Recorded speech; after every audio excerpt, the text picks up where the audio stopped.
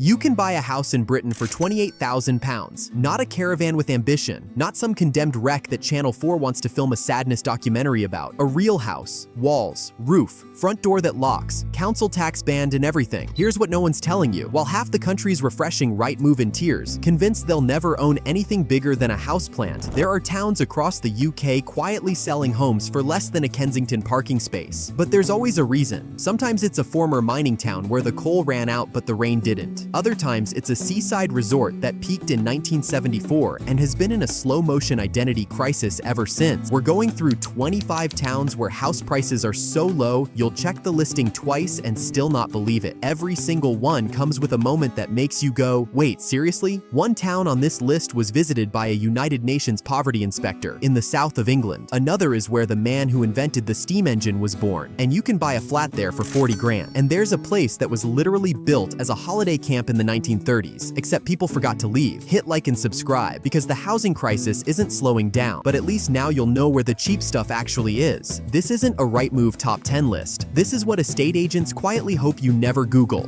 By the end, you'll either be packing a bag or feeling slightly better about your overpriced shoebox in Reading. Number 25, Derry.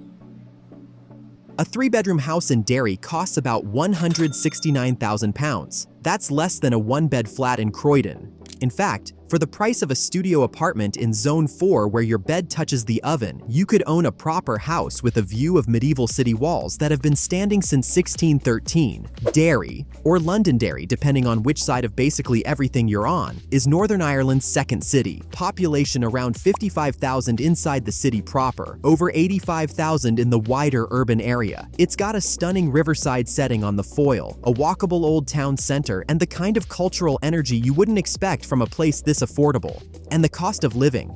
Northern Ireland is consistently the cheapest region in the UK for groceries, energy, and council rates. The food scene's growing. There's a genuinely impressive street art trail. The Peace Bridge is one of the most photographed spots in Ireland. And Derry was UK City of Culture in 2013, which brought investment, galleries, and a sense of momentum that's still rolling. But here's the thing no one mentions on the tourism website. Derry's history isn't just history. The Troubles ended with the Good Friday Agreement in 1998, but the scars run deep.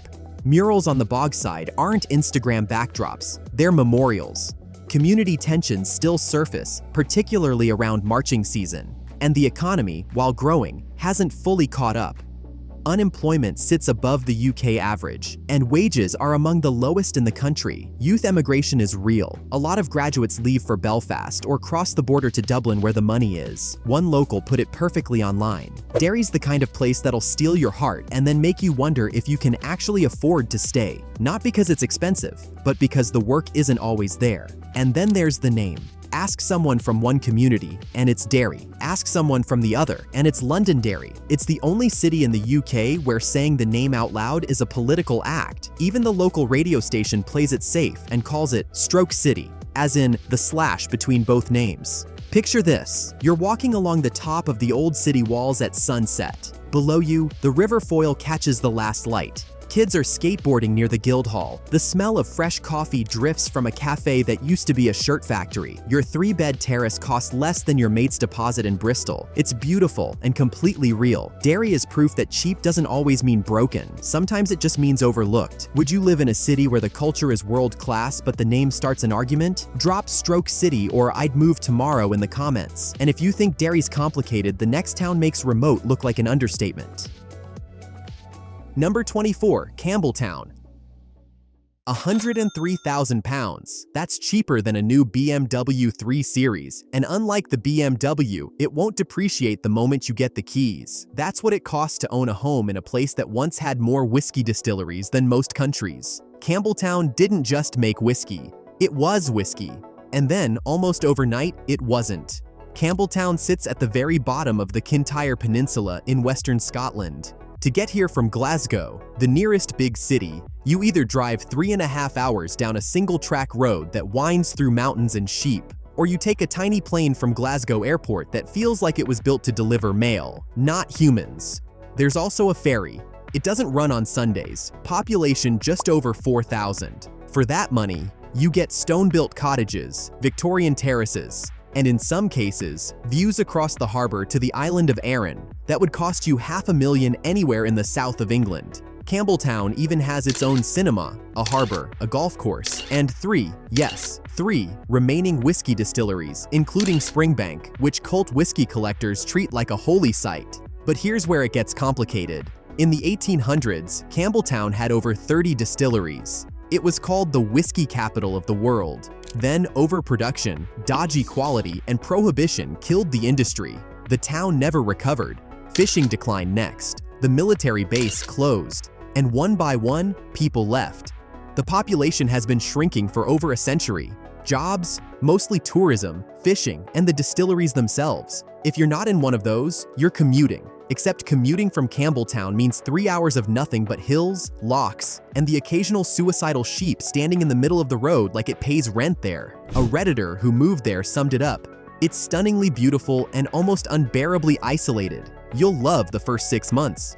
Then winter hits, the ferry cancels, and you realize the nearest Tesco is a round trip that takes longer than a flight to Spain. And here's a detail that says everything about this place. Paul McCartney loved the Kintyre Peninsula so much he bought a farm here in the 1960s and wrote Mull of Kintyre about it, one of the best-selling UK singles of all time. The song's about how beautiful and peaceful it is. He didn't mention that the nearest A&E department is a 3-hour drive, but sure, the sunsets are lovely. Now picture it, a quiet harbor at dawn, fishing boats bobbing, the air smells like salt and peat smoke.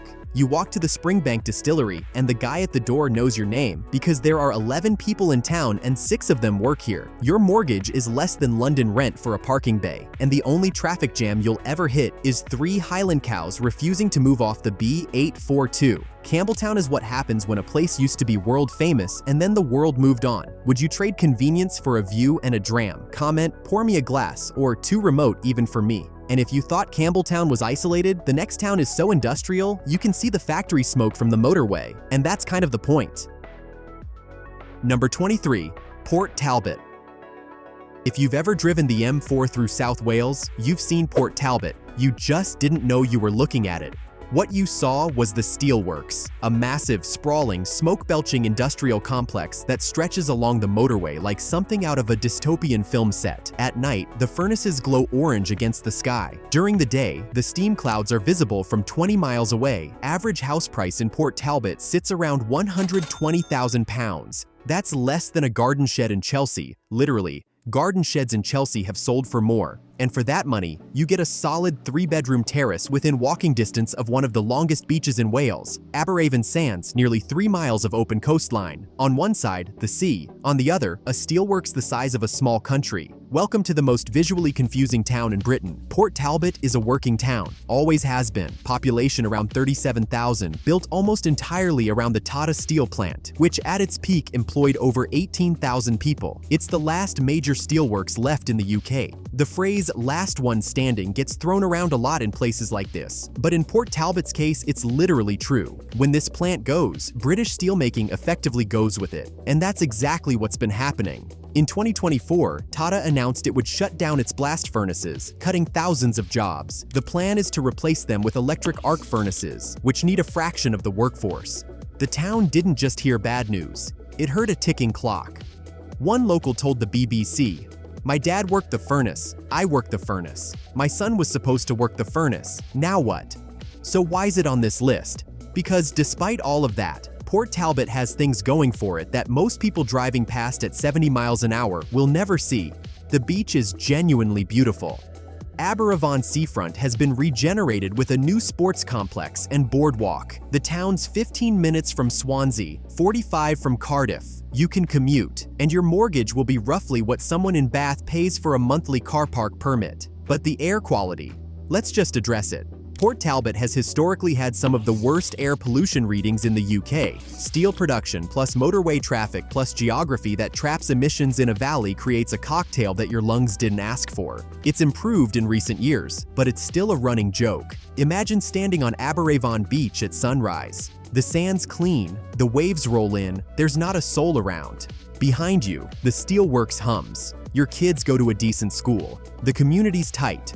Port Talbot is the sound of an entire country asking, what happens when the industry that built you doesn't need you anymore? Would you buy into a town betting its future on a factory that's scaling down? Comment "Steel Heart" or "Too risky." And if you think Port Talbot's identity crisis is heavy, the next place builds nuclear submarines and pretends it's just a normal seaside town. Number 22. Barrow-in-Furness. Barrow-in-Furness is one of the strangest towns in England, not because of what it looks like, although honestly, that too, but because of what it does. This quiet, rain-soaked, geographically isolated town on the tip of a Cumbrian peninsula is where Britain builds its nuclear submarines. Trident, the actual nuclear deterrent, made here, in a town where the chippy closes at 8 and the nearest motorway is an hour away. Average house price around £120,000. That's what a 2-week holiday in the Maldives costs some people, except this one comes with a postcode and a view of the Irish Sea, population about 67,000. To get here, you drive down one road in and the same road back out. There is no other way. Barrow sits on a peninsula that juts into the Irish Sea like England forgot to finish drawing the coastline. It's not on the way to anywhere. You don't pass through Barrow, you go to Barrow on purpose, or you don't go at all. And yet, BAE Systems employs around 10,000 people here, building Astute-class and Dreadnought-class submarines. That's roughly 1 in 6 working-age residents. The shipyard dominates the town's economy, identity, and skyline. The giant crane visible from basically everywhere is Barrow's version of the Eiffel Tower, except it launches things that can end civilizations. The upside? Jobs. BAE pays well, and housing is cheap enough that those wages go far. A Victorian terrace for under 100 grand, a decent semi for £130,000. But then you walk down the high street and wonder where all that money goes. Empty shop fronts. A shopping center that feels haunted. The contrast between billion-pound submarines at one end and pound shops at the other is, well, it's very British. One resident on a local forum put it bluntly, "We build weapons that could flatten a continent, but we can't get a Nando's." Isolation is the real cost here. Barrow is the most geographically isolated town of its size in England. Manchester is 2.5 hours. London might as well be on another planet. If you move to Barrow, you're committing to Barrow. Weather? Cumbria is one of the wettest counties in England. Picture this. You're walking along Walney Island at low tide. The beach stretches out endlessly, seals basking on the rocks. The Irish Sea flat and gray. Your 3-bed semi costs £95,000. The rain picks up. You don't even open your umbrella anymore. You've adapted. Barrow is the town that quietly keeps the country's biggest secret in plain sight. Would you live somewhere that builds world-ending technology but can't keep a Pizza Hut open? Comment "submarine life" or "I need a motorway." And if you think Barrow's isolation is intense, the next town's got a legend so bizarre, the locals turned it into their entire identity. Number 21. Hartlepool. Let's start with the elephant in the room, or rather, the monkey. During the Napoleonic Wars, legend has it that a French ship wrecked off the coast of Hartlepool.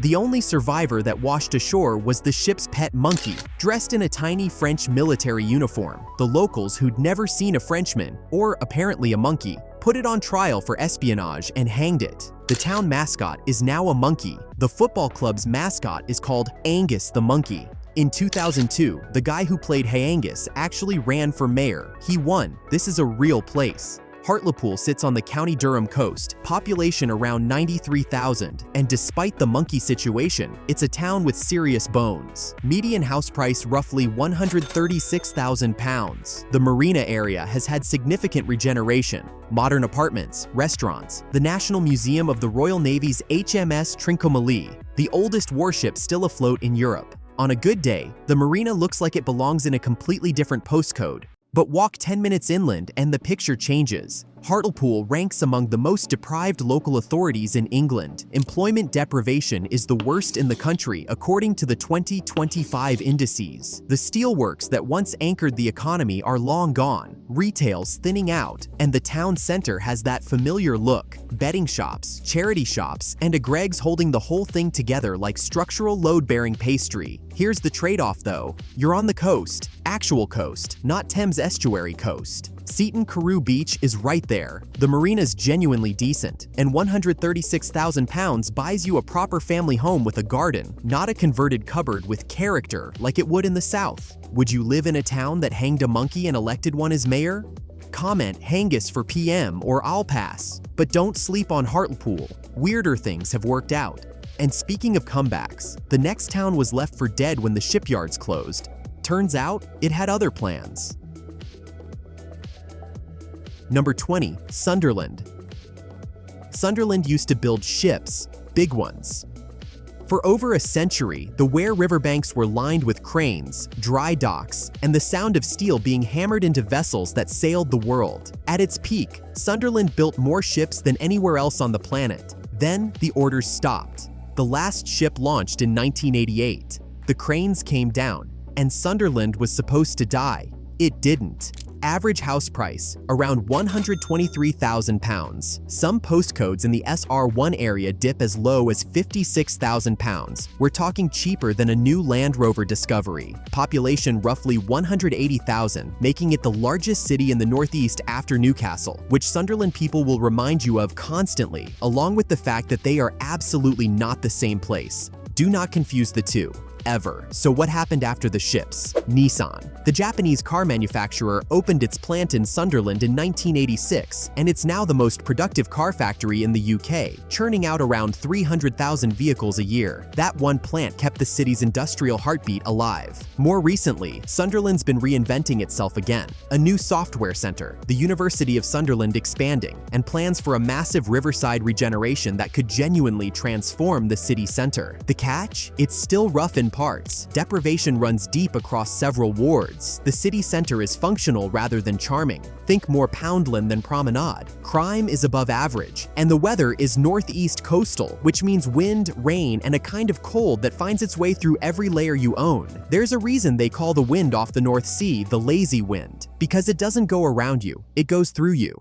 A local posted on a housing forum, Sunderland's the city estate agents describe as up and coming every single year. At some point, it's got to actually arrive. Search it on Rightmove and you'll see listings that look like a typo. £56,000 for a two-bed, photos and everything. It's not a glitch, it's just Sunderland. But Sunderland's got the Stadium of Light, Roker and Seaburn beaches, the Northern Spire Bridge that lights up at night, and a chip on its shoulder the size of the old shipyard crane. It's a city that refuses to be written off. Imagine standing where the shipyards used to be. It's quiet now. The river flows past empty plots being measured for new buildings. A Nissan Qashqai rolls off the line somewhere behind you. Your two-bed terrace cost less than a year's rent in Manchester. Sunderland isn't finished yet. It's just between chapters. And if you think Sunderland's reinvention story is something, the next town lost its whiskey and still hasn't gotten over it. Number 19, Kilmarnock. Kilmarnock is the town that gave the world Johnny Walker, the most sold whiskey on earth. Black label, red label, blue label, all of it traces back to a grocery shop on King Street where a man named John Walker started blending whiskey in 1820. For nearly 2 centuries, the town and the brand were inseparable. Kilmarnock made Johnny Walker made Kilmarnock, and then in 2012, Diageo closed the bottling plant and moved operations to Fife. 700 jobs gone, just like that. Average house price, roughly £100,000. Population around 47,000. Kilmarnock sits in East Ayrshire, about 20 minutes by train from Glasgow, which should make it a commuter goldmine. And in some ways, it is. The rail link is decent, the countryside around it is genuinely beautiful, and Burns country is right on your doorstep. Robert Burns, Scotland's national poet, lived and worked nearby. There's a monument, a museum, and at least 4 pubs that claim he drank there. But the town center tells a different story. The old bottling plant sits empty. The high street has more gaps than a 9-year-old's smile.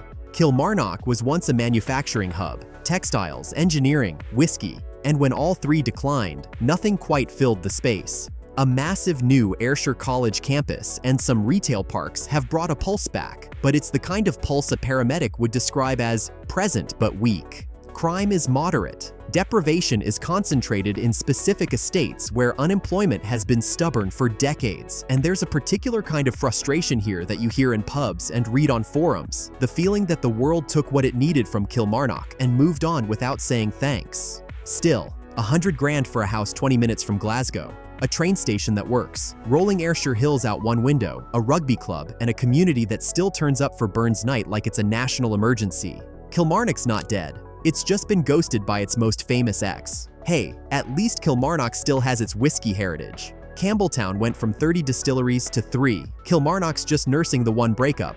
And if you thought losing whiskey was painful, the next town lost an entire ocean's worth of fish and somehow kept going.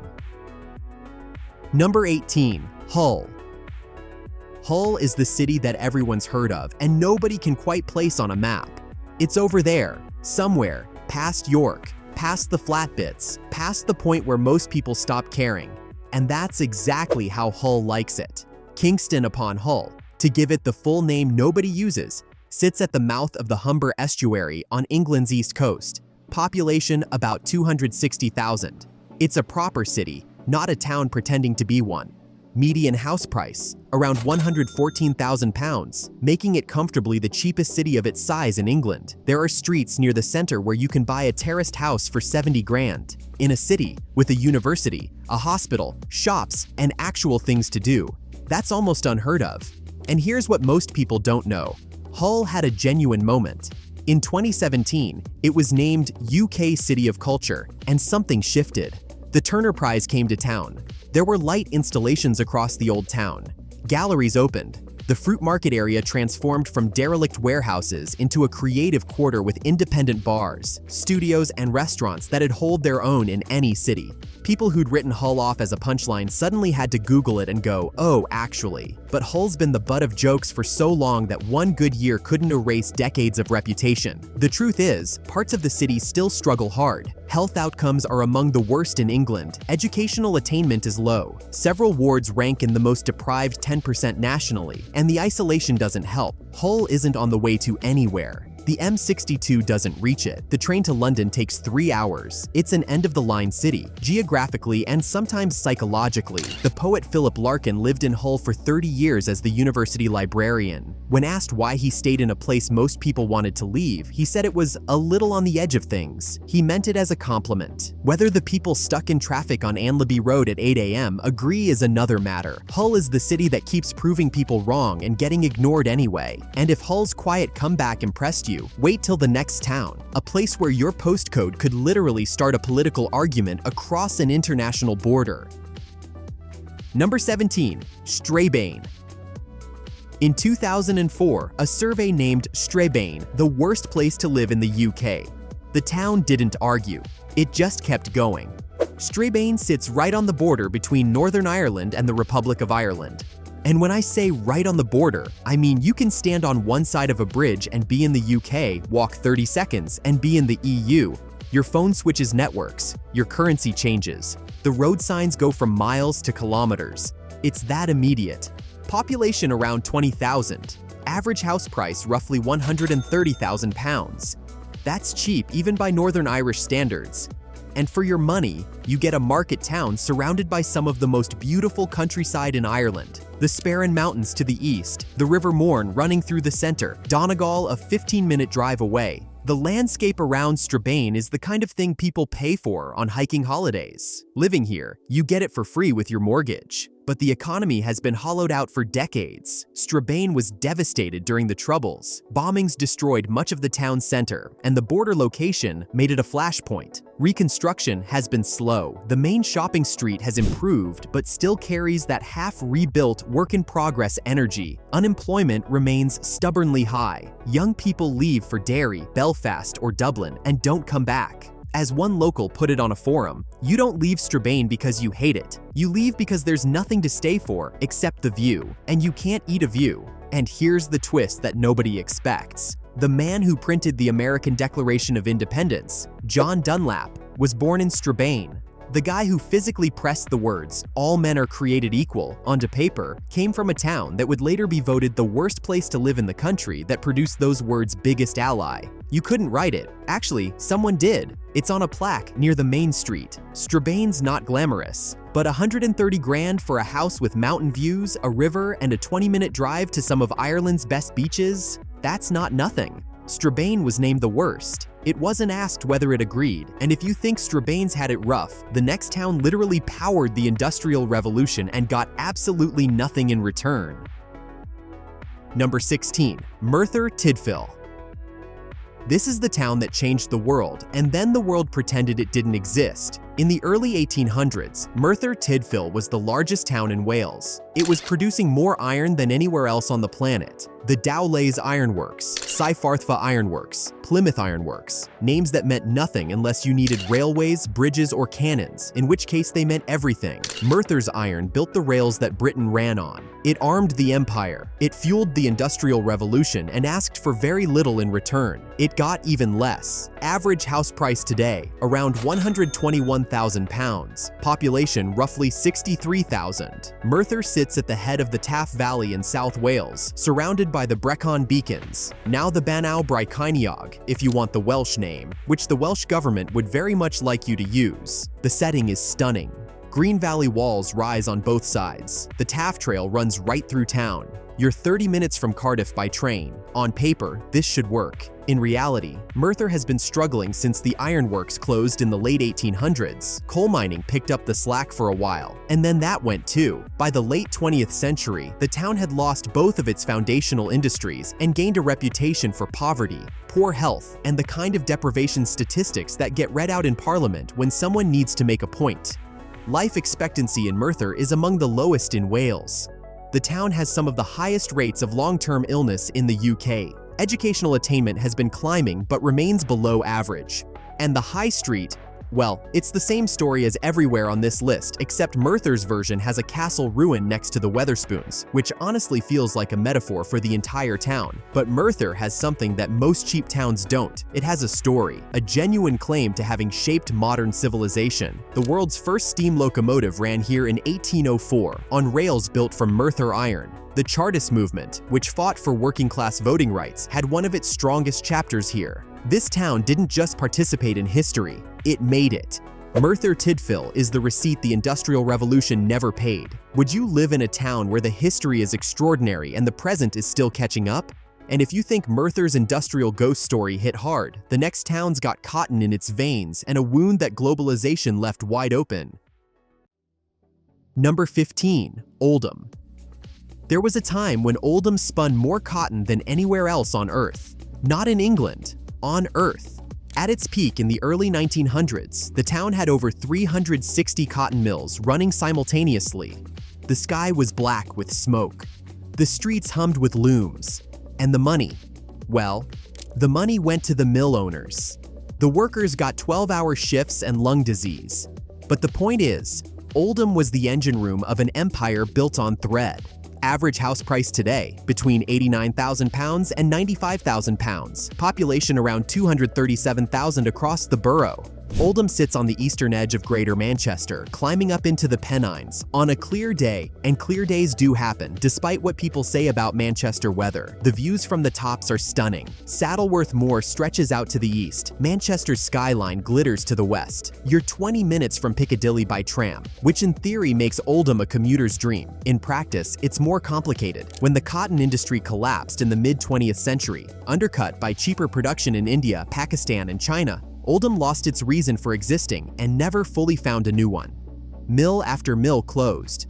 Some were converted into flats, others into retail units that then also closed. A few just sit there, enormous Victorian brick ghosts, too beautiful to demolish and too expensive to save.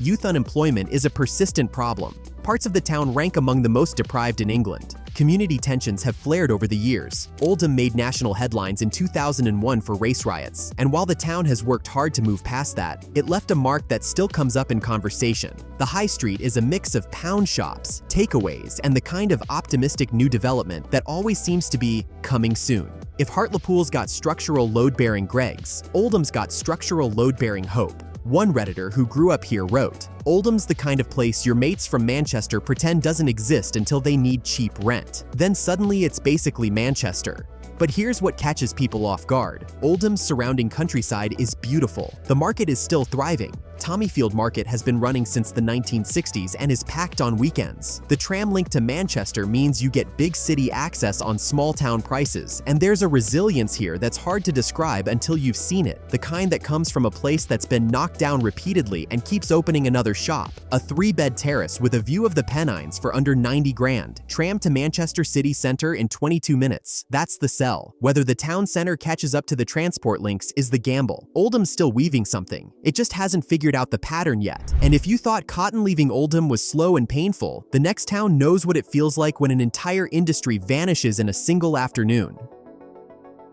Number 14. Redcar. On September 28, 2015 at around 3 p.m., SSI Steel announced that its Redcar steelworks would close permanently. 2,200 people lost their jobs, not over months, not through gradual redundancies. One announcement, one afternoon, done.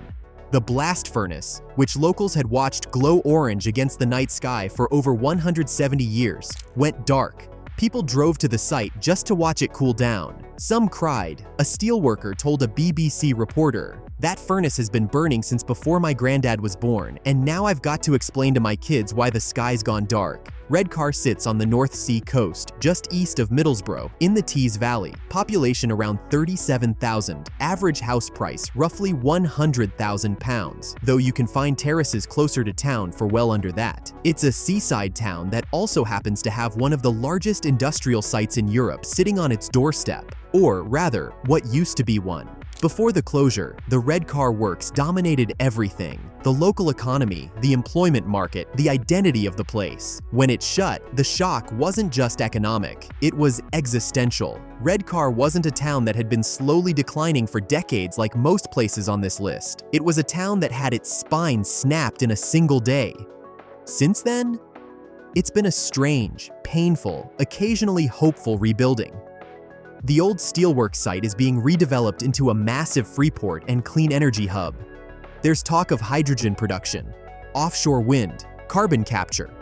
The government's poured money in, but talk and money don't replace the thing that gave a place its soul overnight. The town itself has its charms. Redcar Beach is wide and windswept. There's a miniature railway, a surprisingly good fish and chip scene, and the Regent Cinema, one of the oldest working cinemas in the country. The people are warm in that blunt northeast way where being called mate after 2 minutes is a binding social contract. But the scars are still fresh. Walk through certain streets and you can feel it. The absence of something that was supposed to be permanent. Shops that closed after the steelworks did. Pubs that went quiet. A generation of men who were trained to do one thing and then told that thing no longer exists. Every other town on this list had years to adjust. Redcar got an afternoon. Would you bet on a town that's rebuilding from a single bad day? Comment Teesside strong or that's too raw. And if Redcar's sudden collapse shook you, the next town's been falling apart so slowly and so spectacularly that it became a national punchline and then somehow kept going. Number 13. Blackpool. Blackpool was once the greatest seaside resort in Europe. 15 million visitors a year in its golden age. The tower, the illuminations, 3 piers, a pleasure beach, and more fish and chips than the North Sea could sustain. Working-class families from Manchester, Leeds, and Liverpool saved all year for Blackpool Week. It was Vegas before Vegas, except with more rain and less divorce. Average house price, £87,000. That's not a typo. £87,000 for a house in a town that has a tower, a beach, a tram system, and its own airport. Population around 141,000. And if you're wondering how a place this famous can be this cheap, the answer is package holidays to Spain. When cheap flights to the Costa del Sol became available in the 1970s, Blackpool's core audience, working families who wanted sun and fun, discovered they could get actual sun instead of the Blackpool version, which involves optimism and a windbreaker. The decline wasn't instant. It was a long, slow exhale that lasted decades. Hotels became B&Bs. B&Bs became houses of multiple occupancy. Landlords carved grand Victorian seafront properties into bedsits and filled them with people on housing benefit. The economics of decline created a loop that pulled the town down from the inside. The numbers are brutal. 7 of the 10 most deprived neighborhoods in England are in Blackpool. Life expectancy is the lowest in the country. Drug and alcohol dependency rates are among the highest. Mental health crisis referrals are off the charts. And the town center, once a playground, now has stretches that feel more like a cautionary tale than a destination. But, and this is the thing about Blackpool, it refuses to be sad about it. The illuminations still switch on every autumn and 6 miles of seafront light up like a fever dream. The pleasure beach still operates. The Tower Ballroom, where Strictly Come Dancing films, is one of the most beautiful rooms in England. Stag does and hen parties still roll through every weekend like clockwork. Blackpool doesn't need your sympathy, it needs a strategy. There's a comedian's joke that goes, "Blackpool is what happens when a town has a midlife crisis but can't afford the sports car, so it just puts on more lights." That's not entirely wrong, but it's also not the whole story. People live here, raise kids here, open businesses here, and some of them will tell you with total sincerity that they wouldn't live anywhere else, because for all its problems, Blackpool has a pulse. A chaotic, neon-lit, slightly unhinged pulse, but a pulse. 87 grand for a house near a beach with a tower and a tram. The catch is everything else. And if Blackpool's slow-motion freefall made you wince, the next town is so quiet you'd be forgiven for not knowing it exists. But it does. Barely. Number 12. Cumnock. Cumnock doesn't shout. It barely whispers. This is a small former mining town in East Ayrshire, Scotland. Population around 9,000, sitting in the kind of rolling green countryside that looks beautiful in every photo and bleak in every January. Average house price, roughly £79,000. For that, you get solid stone-built houses, clean air, and the kind of silence that either heals you or drives you slightly mad, depending on your tolerance for hearing your own thoughts. Coal was everything here. The East Ayrshire coal field employed thousands across a string of small towns: Cumnock, Auchinleck, Lugar, New Cumnock. And when the mines closed through the 1980s and 1990s, nobody offered a plan B. The jobs went, the young people followed. What's left is a community that's tight-knit, proud, and statistically among the most deprived in Scotland. But Cumnock has a literary secret. This is Robert Burns' country. The national poet lived, wrote, and drank his way through this part of Ayrshire. Cumnock's neighbor Auchinleck was home to James Boswell, who wrote the most famous biography in the English language. There's more literary history per square mile here than in most university towns. The Dumfries House estate, rescued from sale by King Charles in 2007, sits just outside town. A Palladian mansion with Chippendale furniture and community outreach programs that have brought investment and visitors to an area that desperately needed both.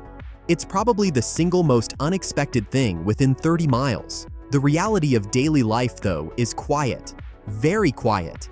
The nearest city is Kilmarnock, which is itself on this list, so that tells you something. Public transport is limited. The high street has the essentials, but not much else. And winter in rural Ayrshire is the kind of dark and wet that starts in October and doesn't fully lift until April, by which point you've either developed a deep appreciation for log fires or a serious vitamin D deficiency. £79,000. Robert Burns, a king's estate down the road, and a stillness that could be peace or could be stagnation, depending on the day. Cumnock's not broken, it's just been left on pause. And if Cumnock's silence felt almost meditative, the next place will snap you right out of it, because it's the Welsh seaside town that time forgot, and time clearly wasn't coming back. Number 11. Rhyl. You can buy a house in Rhyl for less than a Tesla Model 3 deposit and monthly payments combined. £82,000. In a town with a beach, a harbor, and a high street that looks like it's been buffering since 1997. Rhyl is what happens when a seaside town gets left on red by an entire generation of holidaymakers. Sitting on the North Wales coast, population around 25,000, it was once the destination for families from Liverpool and Manchester who wanted sand, arcades, and a week away from the factory. The Sun Centre, an indoor tropical water park, was its crown jewel. People queued around the block, the amusement parks were heaving, hotels were booked solid every summer. Rhyl was Wales's answer to Blackpool, and for a while, the answer was pretty good. Then the same thing happened. Cheap flights, Spain. And suddenly, why would you pay to shiver in North Wales when you could sweat in Benidorm for the same money? The Sun Centre closed in 2014. Before that, the Fun Fair shut. The Ocean Beach Leisure Park, demolished. One by one, the things that gave Rhyl a reason to exist were taken apart, knocked down, or simply abandoned. What replaced them is complicated. Parts of the seafront have been regenerated. A new water park, SC2, opened to replace the Sun Centre. There's a harbour development, new housing. The Welsh government has pumped money into the town, but regeneration in Rhyl moves at the speed of planning permission. And meanwhile, the parts of town that haven't been regenerated yet are hard to ignore. Bedsits carved from old guest houses, substance abuse issues, some of the highest deprivation indices in Wales. A local councillor once described Ryl's problem perfectly. We're not a town that needs saving, we're a town that needs finishing. Half demolished, half rebuilt, and permanently halfway between what it was and what it's supposed to become. And yet, the beach is still there. The sunsets over the Irish Sea are genuinely spectacular. Snowdonia is a 30-minute drive south. You're an hour from Liverpool, an hour from Chester. For 82 grand, you're getting a house with coastal access and mountain proximity that would cost 3 times as much on the south coast of England. Ryl's not dead, it's mid-renovation. Whether you see that as opportunity or warning depends on how you feel about living in a place where the scaffolding's been up so long it's basically part of the architecture. And if Ryl's half-finished reinvention left you uncertain, the next city has no identity crisis at all. It knows exactly what it is. The problem is, so does everyone else. Number 10. Bradford. £60,000. That's what a house costs in parts of Bradford. 60.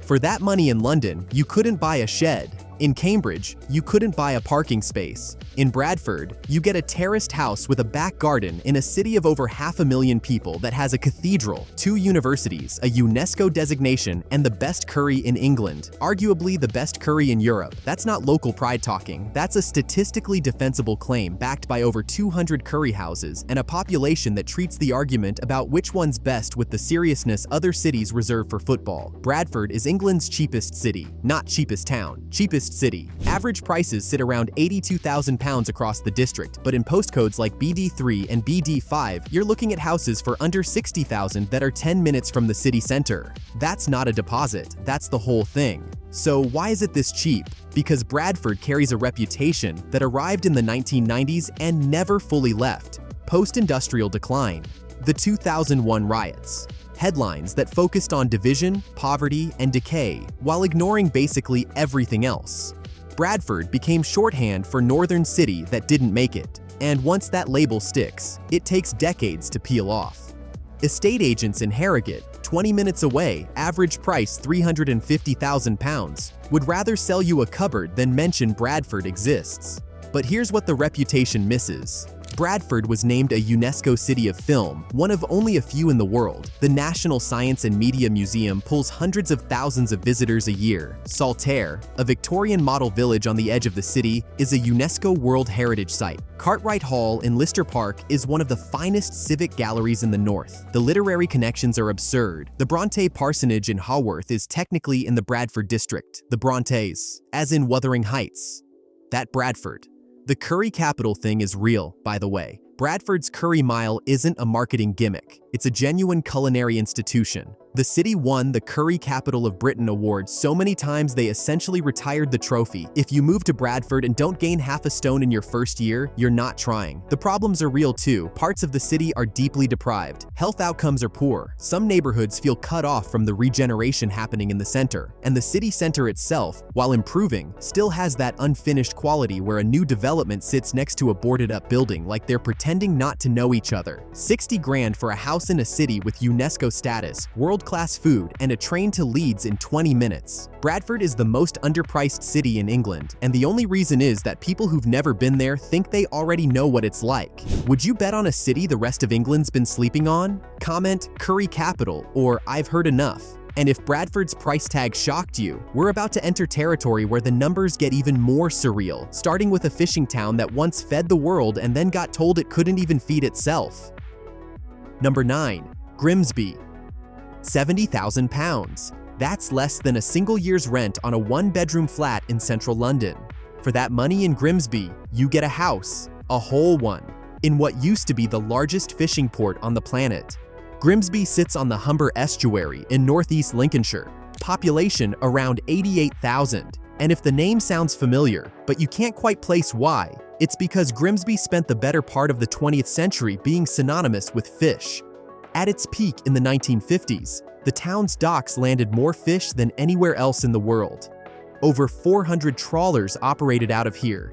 The streets around the docks were packed with ice houses, smokehouses, merchants, and the kind of rough, roaring economy that smelled terrible and paid well. Then came the Cod Wars. Iceland extended its fishing limits. Britain lost access to the Arctic waters that Grimsby's fleet depended on. The trawlers came home. Most never went back out. By the 1980s, the deep sea fleet was finished. The docks went quiet, and Grimsby became a punchline. The town that lost its fish and couldn't figure out what to do next. But here's what the punchline misses. Grimsby is still the UK's largest center for fish processing. The fish just arrive by truck now instead of trawler. Hundreds of millions of pounds worth of seafood passes through the town every year. It's just that the glamorous, dangerous deep sea part has been replaced by factory lines and refrigerated logistics. Less cinematic, still essential. Then Brexit happened, and Grimsby became a symbol all over again. The town voted heavily to leave the EU, partly because of fishing. The promise that British waters would mean British fish caught by British boats.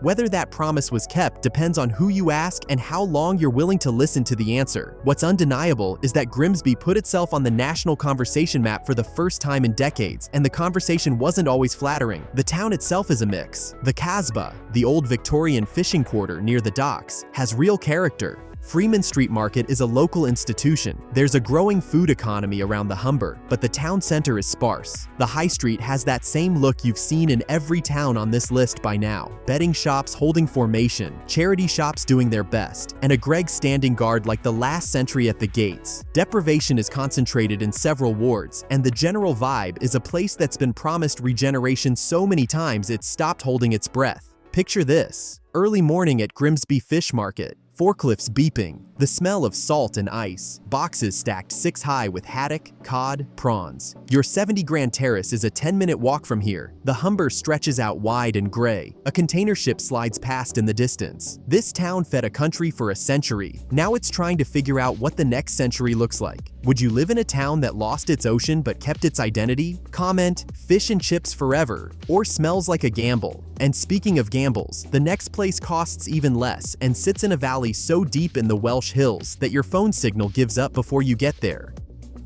Number 8. Ferndale. £83,000. That works out to about £101 per square foot, making Ferndale one of the cheapest places to buy property in the entire United Kingdom by floor space. For context, London averages over £1,000 per square foot. You could buy 10 Ferndale houses for one London flat. The maths is offensive. Ferndale sits in the Rhondda Valley, deep in the South Wales valleys, population around 4,000. To understand Ferndale, you have to understand the Rhondda, a narrow, steep-sided valley that was once so packed with coal mines and terraced housing that people joked you could shake hands with your neighbor across the valley without leaving your bedroom window. In the late 1800s, Rhondda coal powered the British Empire's navy. The valleys were black with dust and alive with work. The coal's been gone for decades now. The mines closed through the 60s, 70s, and 80s, and nothing of equivalent scale replaced them. What's left are the terraces, long rows of stone houses climbing up the valley sides like steps, and communities that held together through sheer stubbornness. The good news? Ferndale is surrounded by some of the most dramatic landscape in Wales. The hillsides are green again. Nature reclaimed the slag heaps decades ago. Mountain biking trails crisscross the ridges above town. Cardiff is 40 minutes by car, and the sense of community in the valleys is unlike anything in the south of England. Neighbors know each other, doors are open, and if someone's nan dies, the whole street turns up. The not-so-good news is everything the community spirit can't fix. Youth unemployment is persistent. Public transport out of the valley is limited. If you don't drive, you're stuck. Health outcomes are poor, particularly respiratory issues that trace back to the mining era, like a bill that keeps arriving decades after the work stopped. And the high street, such as it is, runs on resilience more than revenue. £101 per square foot, Valley Views, 37 minutes to Cardiff. Ferndale is Wales at its cheapest and its most complicated, a place where the landscape healed but the economy hasn't quite caught up. And if you think Ferndale is a hidden corner of cheap Britain, the next place will genuinely shock you, because it's not in the north, it's not in Wales, it's not in Scotland, it's in Essex, and it's been named the most deprived place in England 4 times. Number 7. Jaywick. Every town on this list so far has been in the north, in Scotland, in Wales, or in Northern Ireland. Jaywick is in Essex, 40 miles from London, on the coast, in the south of England, and it has been named the most deprived neighborhood in the entire country 4 times in a row. Let that sit for a second. Not the most deprived in the north, not in a former mining village, in Essex, a county famous for fake tans, Range Rovers, and the only way is Essex. Jaywick is what happens when the cameras point the other way. Average house price, around £95,000. Population, roughly 5,000. And to understand how Jaywick ended up like this, you have to go back to the 1930s. A developer named Frank Stedman bought cheap farmland on the coast near Clacton-on-Sea and built rows of tiny wooden chalets as holiday homes, summer getaways for East London families who wanted a week by the sea. They were never designed to be permanent. No proper foundations, no insulation, no mains drainage in some cases. They were beach huts with ambition. Then the war came. People were evacuated from London and moved into the chalets. After the war, some never left. Temporary became permanent. Holiday homes became year-round housing. And because the structures were never meant for that, the problems compounded decade after decade. Flooding. Jaywick was devastated in the 1953 North Sea flood, which killed 35 residents. Infrastructure neglect. Poverty that entrenched itself so deeply it became generational. The statistics are staggering. Income deprivation, employment deprivation, health deprivation, education deprivation. Jaywick ranks bottom in all of them. The UN's Special Rapporteur on Extreme Poverty visited in 2018. In England, in the 21st century, he described conditions that, in his words, he hadn't expected to find in a G7 nation. That's the spoiler from the intro, by the way. This is that town, but, and this is important, people live here. Families, kids, a community that's been fighting for investment for years. One Jaywick resident posted online, "Every few months a journalist turns up, photographs the same 3 roads, writes the same article and drives back to London. We're still here. Where's the article about that?" There's a new community center. Tendring District Council has begun regeneration plans. Some of the old chalets are being replaced with proper housing. Progress is happening, just at a pace that feels insulting to the people who've been waiting for decades. And here's the detail that makes Jaywick impossible to forget. Walk down Brooklands, the main road through the original chalets, and some of the houses still have their 1930s holiday names painted on the front. Seabreeze, Happy Days, Sunnyview. Names chosen by families dreaming of summer holidays, now peeling off buildings where people are trying to survive winter with storage heaters and rising damp. Happy Days on a house in the most deprived neighborhood in England. You couldn't write it, except someone did in 1935 with a paintbrush and no idea what was coming. Jaywick is proof that poverty isn't a northern problem, a Welsh problem, or a Scottish problem. It's a British problem, and it's 40 miles from the City of London. Would you buy a house in a place the UN inspected for poverty? Comment, "Fix it first," or "Hidden gem, watch this space." And if Jaywick shattered your assumptions about where deprivation lives, the next town's about to shatter another one. Because its reputation is so bad that even people who've never been there have an opinion, and most of them are wrong. Number 6, Middlesbrough. If you mention Middlesbrough to someone from the south of England, something happens to their face. A slight wince, a quick inhale, maybe a joke about parking the car somewhere safe. Middlesbrough might be the most judged without being visited town in Britain. People who've never set foot in the place are absolutely certain they know what it's like, and most of them are working off a 20-year-old Top Gear episode and a vague sense that it's up north somewhere rough. Average house price, between £69,000 and £78,000. That's the price of a decent Mercedes. Except this one has 3 bedrooms and a garden. Population around 144,000. Middlesbrough sits on the south bank of the River Tees in the northeast, and its story is the same one you've heard throughout this list: iron, steel, industry, decline. Except Middlesbrough's version comes with an extra layer of reputational damage that it can't seem to shake no matter what it does. The steel industry here peaked in the mid-20th century when Teesside produced a third of the nation's steel output. Dorman Long, based in Middlesbrough, built the Sydney Harbour Bridge. Let that register. The most iconic bridge in Australia was made in Middlesbrough. The company also built the Tyne Bridge in Newcastle, and the old Newport Lift Bridge over the Tees is an engineering landmark in its own right. This town didn't just make steel, it made landmarks. Then the steel went. And unlike some places on this list that had a single dramatic closure, Middlesbrough's decline was slow, grinding, and ongoing. Plant after plant scaled down or shut. The town center deteriorated, crime rose, and the national media, never particularly kind to the Northeast, found it easier to turn Middlesbrough into a punchline than a story. A Middlesbrough local put it bluntly on Reddit: "Tell someone you're from Barrow and they look at you like you've just confessed to a crime. Then they visit and go, 'Oh, this is actually all right.' Every single time." Here's what the punchline leaves out.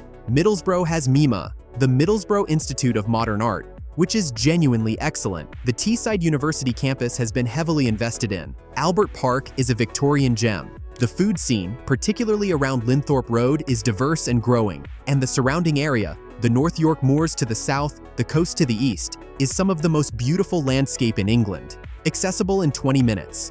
None of that makes the problems disappear. Child poverty rates are among the highest in the country. Health deprivation is severe.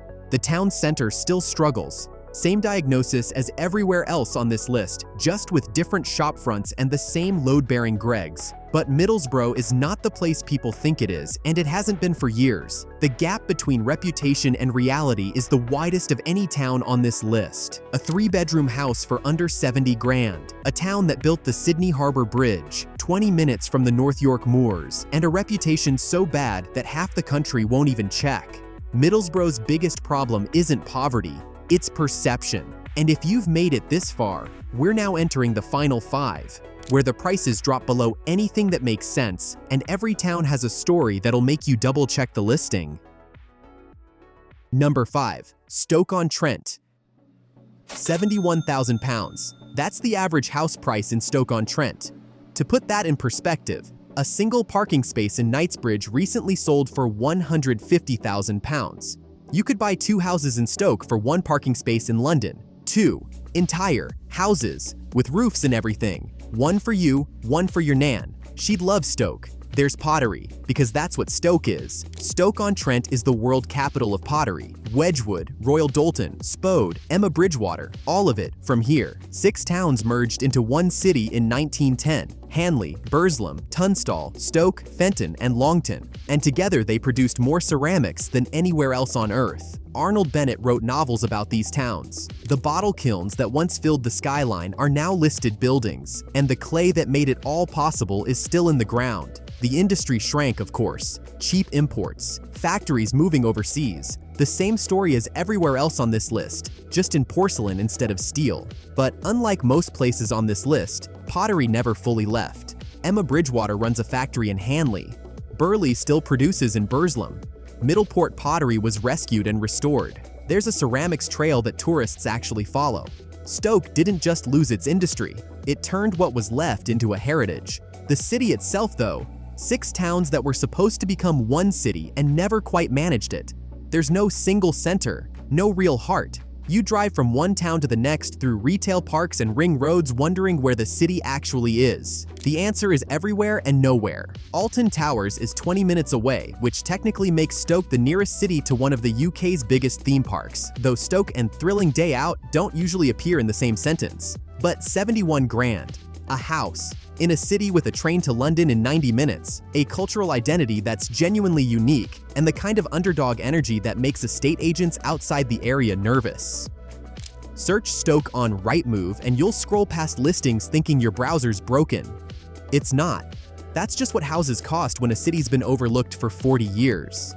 Stoke is the pottery capital of the world, selling itself at bargain bin prices. And if 2 houses for 1 parking space doesn't get your attention, the next town invented something that changed retail forever, and then watched retail leave.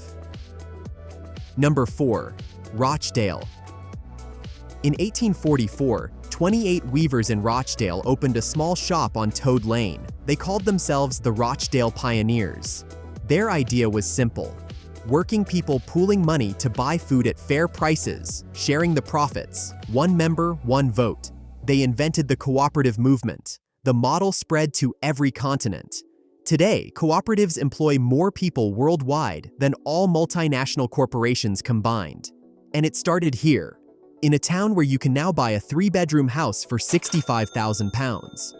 Rochdale sits on the edge of Greater Manchester, population around 118,000 in the wider borough.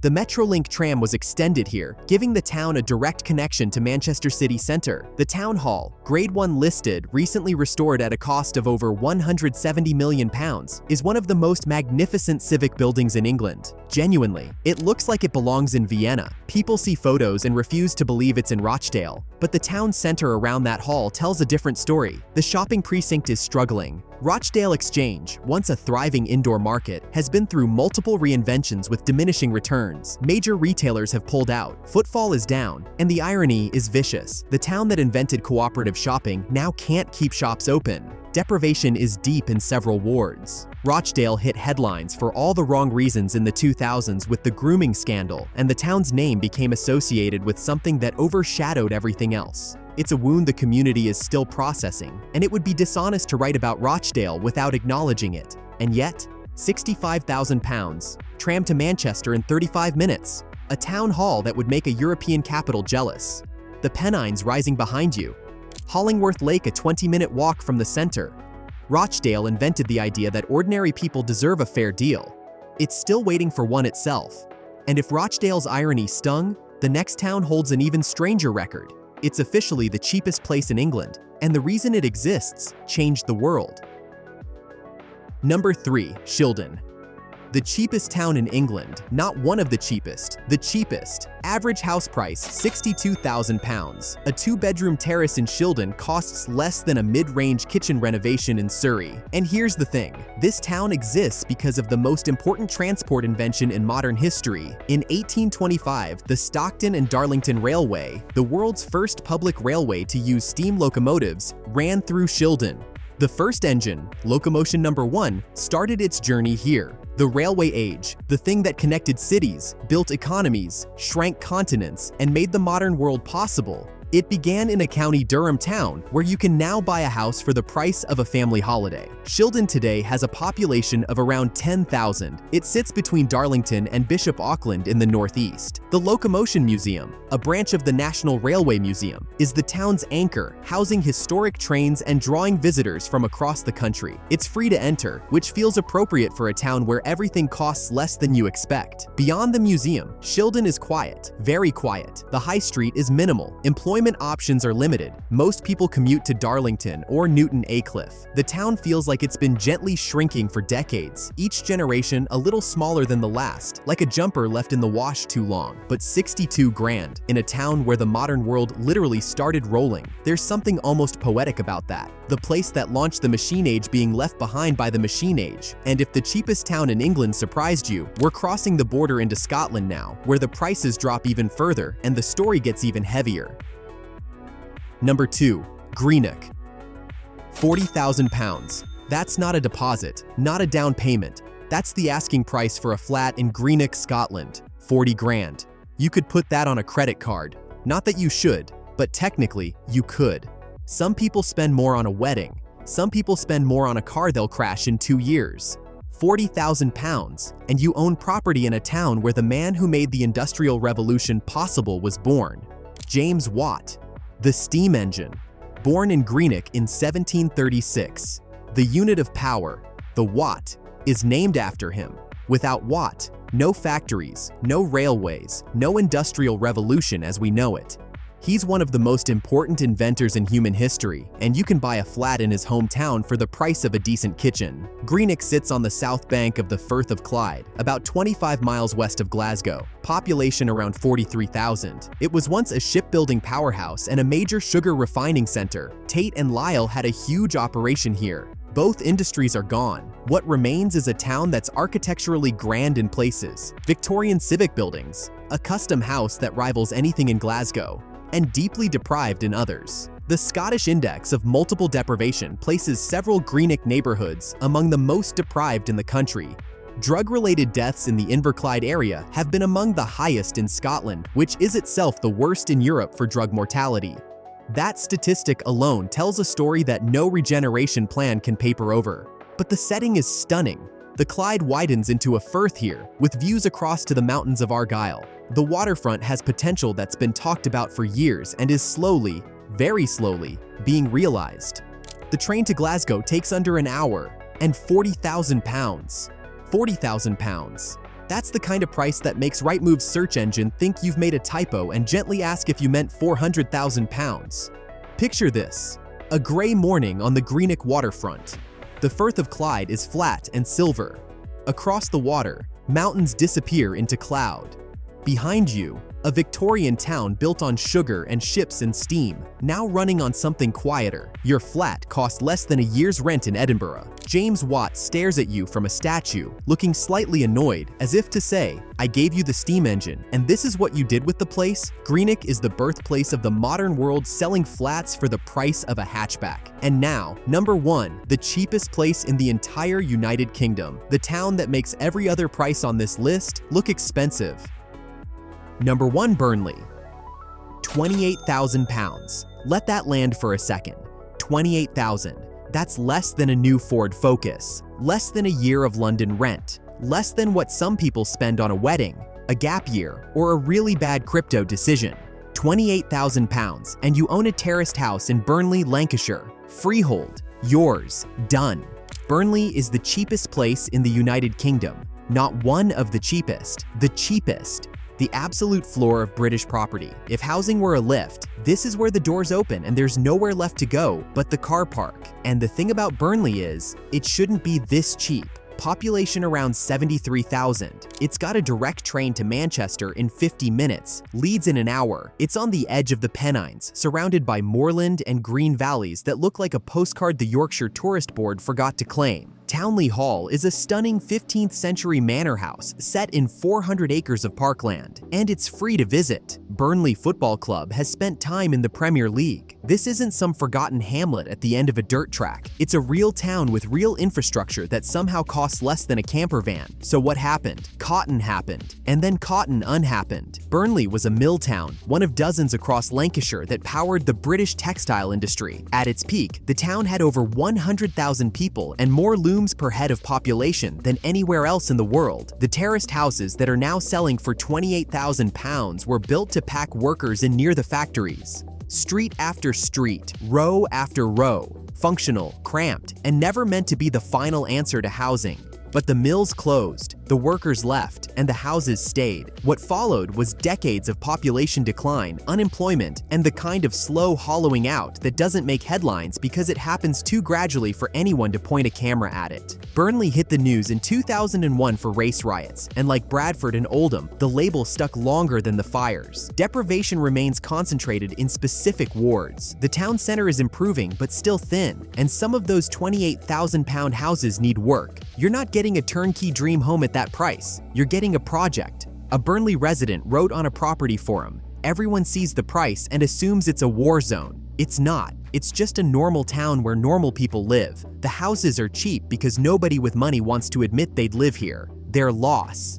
But you're also getting something that almost nowhere else in the country can offer: actual, genuine, no-strings homeownership for the price of a car, for a generation locked out of the housing market, priced out of every city they want to live in, told to save harder and spend less by people who bought their houses in 1994.